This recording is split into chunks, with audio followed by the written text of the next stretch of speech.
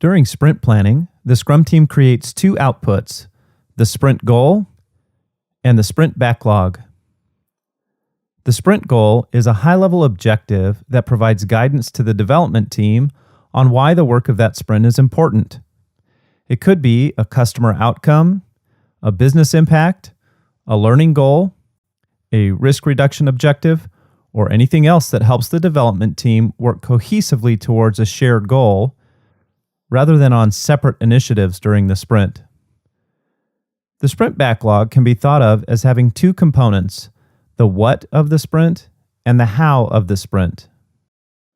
During sprint planning, the development team pulls the highest ordered items from the product backlog into the sprint backlog.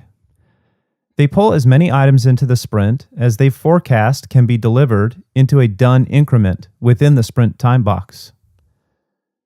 The completion of these items enables the team to reach the sprint goal. Notice that pulling these items into the sprint will usually create the need to do further product backlog refinement during the sprint so that there are sufficient ready items for the next sprint planning. The sprint backlog also contains the development team's plan for how they will deliver the product increment and realize the sprint goal. The sprint backlog makes visible all of the work that the development team identifies as necessary to meet the sprint goal. The sprint backlog should provide enough detail that changes in progress can be understood in the daily Scrum. The development team modifies the sprint backlog throughout the sprint as they work through the plan and learn more about the work needed to achieve the sprint goal. Potential modifications to the sprint backlog during the sprint may include adding newly discovered work needed to meet the sprint goal, updating estimates on the amount of work remaining to reach the sprint goal, and removing elements of the plan that are discovered to be unnecessary.